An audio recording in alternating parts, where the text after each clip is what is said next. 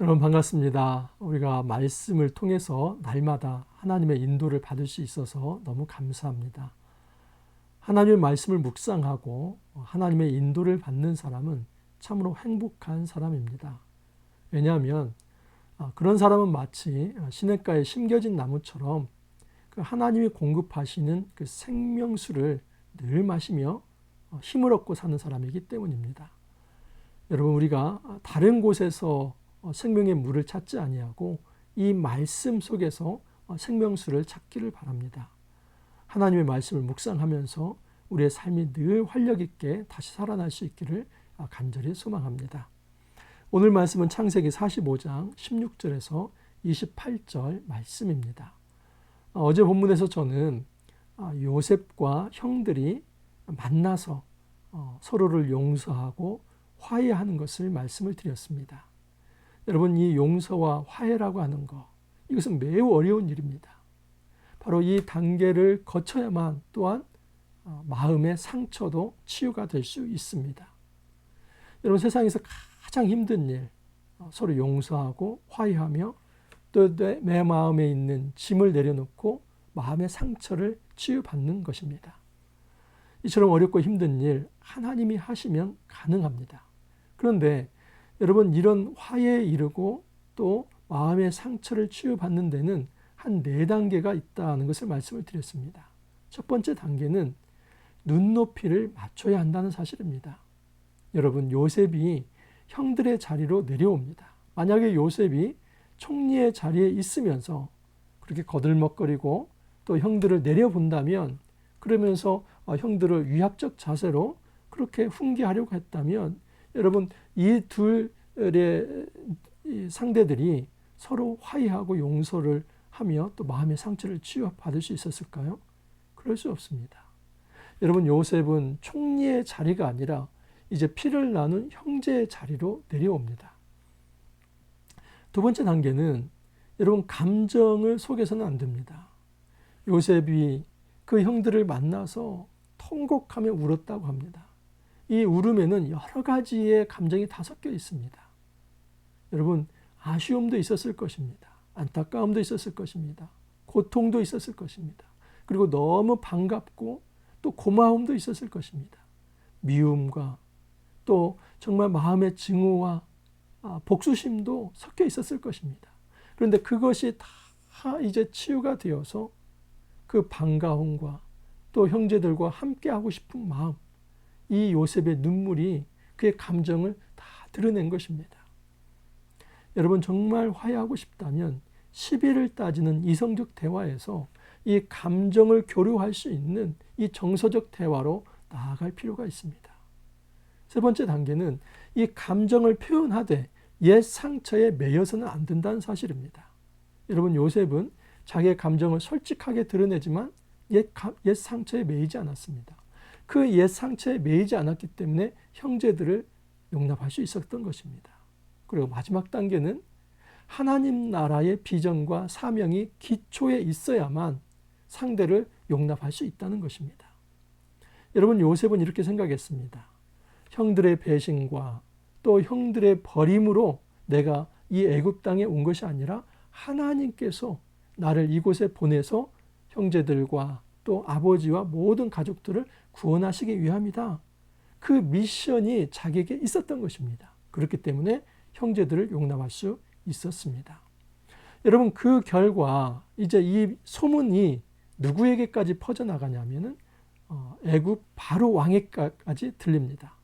왕이 이 소식을 들었습니다. 요셉의 형제들이 왔다고? 그리고 양식을 구하러 왔다고? 왕뿐만 아니라 신하들이 기뻐했다고 합니다. 여러분, 어떻게 이런 일이 가능할까요? 요셉이 잘 살았기 때문입니다. 요셉이 그 애굽에서 신실하게 살았고 7년 풍년 동안에 잘 준비하고 또 흉년이 지금 2년째 접어들지 않았습니까? 그동안에 잘 사물을 처리하고 있기 때문에 왕에게도 인정을 받았습니다. 그래서 그 왕은 요셉의 가족들도 애굽에 초청하고 싶었던 마음이 있었던 것입니다. 그래서 요셉은 이제 왕의 명령에 따라서 그 형들에게 많은 곡식과 또 베냐민에게는 더 많은 것을 주고 또 아버지를 위해서 특별한 예물을 보냅니다. 여러분, 요셉의 형들이 가나안 땅에 돌아와서 야곱에게 보고를 합니다.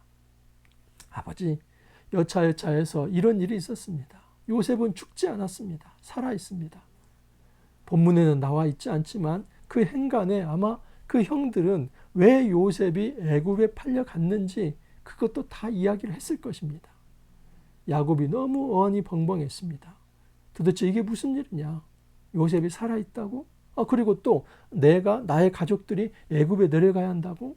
쉽게 받아들일 수 없는 이야기입니다. 그런데 야곱이 그 요셉이 보낸 예물들을 보면서 됐다. 요셉이 살아있다면 내가 내려가서 그를 만나야겠구나 하고 내려가게 됩니다. 여러분, 저는 오늘 이 본문에서 특별히 하나님의 인도를 어떻게 받을 수 있을까? 그걸 한번 좀 생각해 보려고 합니다. 첫 번째는 여러분, 하나님께서는 가장 상식과 환경을 통해서 하나님의 백성의 삶을 이끌어 갑니다. 여러분, 만약에 지금 이 바로 왕이 이 요셉의 가족을 초청하는 일이 없다면 지금 요셉과 가족들이 다시 만날 수 있을까요? 불가능합니다. 아무리 요셉이 총리이지만 만약에 애굽 왕 바로가 너의 가족들은 올 수 없다. 요셉만 너 여기 있어라. 만약 이렇게 간다고 한다면 도저히 이루어질 수 없는 일입니다. 하나님께서는 그의 뜻을 이뤄나갈 때 때로는 그 환경을 잘 조성해 주십니다. 그것이 예수 믿는 사람이 아니라 할지라도 세상 사람들까지도 같이 동조해서 그 하나님의 뜻을 이뤄나갈 수 있도록 하나님께서 신경을 쓰신다는 것입니다. 이런 차원에서 하나님은 바로 왕의 마음까지도 만져주셨다 하는 것을 알 수 있습니다. 또한 여러분, 이 하나님의 뜻을 인도를 받을 때 그 사건의 당사자들이 서로 마음이 맞아야만 합니다. 지금 이 요셉과 형들이 만약에 끝까지 마음이 뒤틀리거나 특별히 누가 잘못을 했는지 그 책임을 전가하면서 끝까지 마음의 짐을 내려놓지 못한다면 여러분, 하나님의 뜻은 이루어지지 않을 것입니다. 요셉이 이렇게 이야기를 했습니다. 형님들, 돌아가는 길에 제발 다투지 마십시오. 요셉이 바라는 것은 궁극적 평화였기 때문입니다. 지금 이 상황에서 시비를 다투면서 누가 잘했는지 잘못했는지 그걸 따지는 게 중요한 게 아니라 이제는 하나님께서 만나게 하셨고 화해하게 하셨기 때문에 함께 살아가는 게 중요합니다. 그래서 다투지 말라고 이야기를 합니다. 이것은 지금 사건 당사자가 서로 마음이 하나 되었다 하는 것을 알 수 있습니다. 이것을 통해서도 우리는 하나님의 인도를 확신할 수 있습니다. 또 하나는 여러분, 리더의 결정입니다. 지금 사실 이 요셉 가문의 리더는 요셉이 아니라 야곱입니다.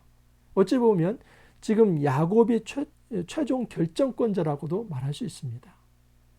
아무리 바로 왕이 초대를 한다 할지라도 그 족장인 만약에 야곱이 결단을 내리지 않는다면 여러분, 이들은 갈 수 없습니다. 이처럼 하나님께서는 환경을 만드시고 또 그 사건 당사자들이 마음이 하나 되게 하시고 그리고 최종으로 결정 내릴 수 있는 사람의 마음까지도 돌이켜서 이렇게 애굽으로 갈 수 있다는 사실입니다. 그런데 사실은 더 중요한 한 가지 핵심이 남아 있습니다. 그것은 어제도 말씀을 드렸지만 이 모든 일은 하나님께서 계획하신 일이다 하는 사실입니다. 여러분, 하나님의 뜻은 이미 아브라함에게 전달되었었지요. 너희의 후손이 이방에서 계기되어 400년 동안 그곳에 있을 것이다. 하지만 그곳에서 다시 이 언약의 땅으로 돌아올 것이다. 여러분, 이것이 하나님의 뜻이었습니다. 이런 차원에서 지금 바로 왕의 결정도 아니고 그리고 야곱의 최종 결정도 아니고 또 형들과 요셉의 이 화해도 아닌 진짜 이 상황이 이렇게 되는 것은 그 역사 이면에 하나님의 보이지 않는 손, 이 하나님의 인도가 있었기 때문이다 하는 것을 알 수 있습니다. 여러분, 우리가 어떻게 하나님의 말씀의 인도를 받고 있습니까? 우리가 큐티를 하는 것은 말씀의 인도를 받기 위함입니다. 하나님의 뜻을 어떻게 알 수 있습니까? 여러분, 환경을 한번 생각을 해 보십시오.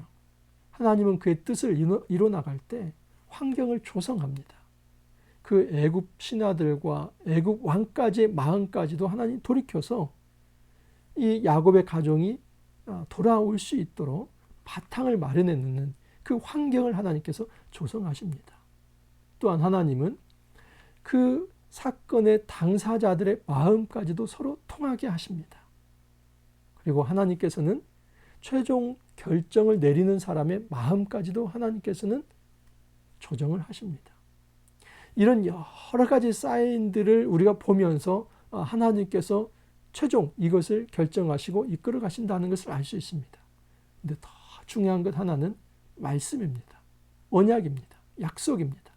아브라함에게 주셨던 그 아브라함 언약, 그것이 이삭에게 전가가 되고 또 야곱에게 전달이 되었는데 그 하나님 말씀을 붙드는 것, 그래서 그 하나님 말씀이 이런 여러 환경과 사람들의 마음과 또 최종 결정할 수 있는 리더의 결정까지 하나님께서 이용하신다는 것이 들어맞을 때에 하나님께서 이렇게 인도하시는구나 확신을 가질 수 있습니다. 여러분, 우리가 조급해서는 안 됩니다.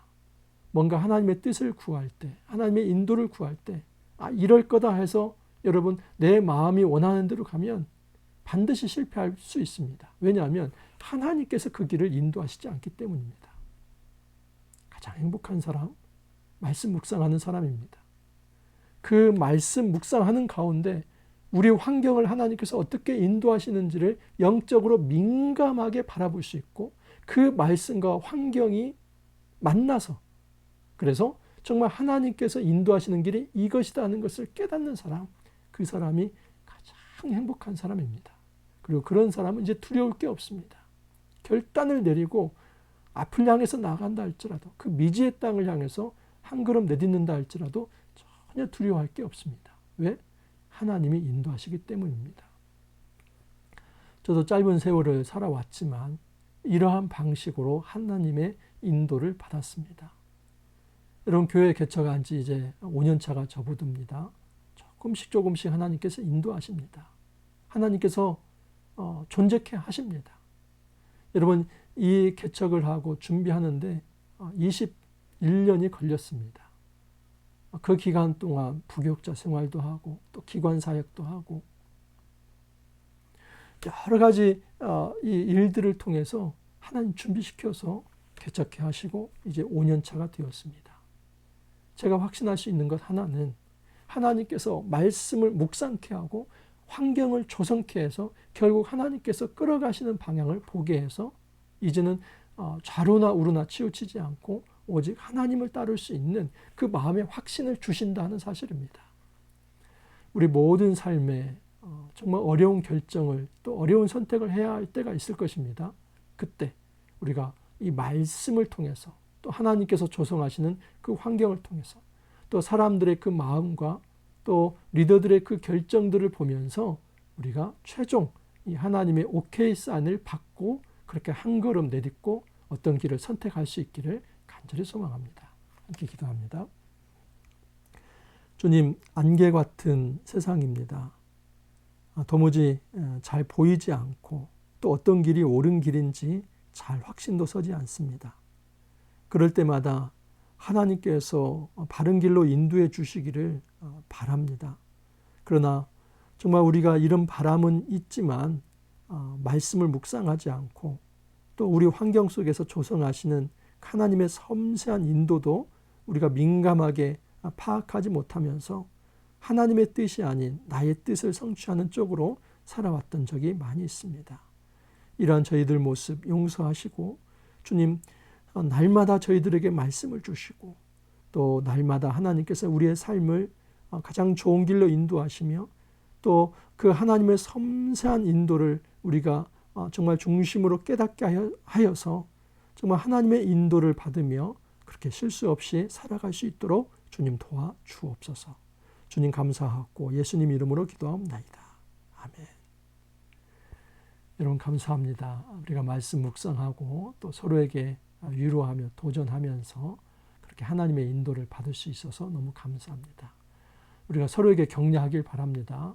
그리고 힘을 실어주길 바랍니다. 늘 말씀 묵상하면서 주님의 뜻을 발견하고 용기 있게 일어서길 간절히 소망합니다. 내일 또 찾아뵙겠습니다. 감사합니다.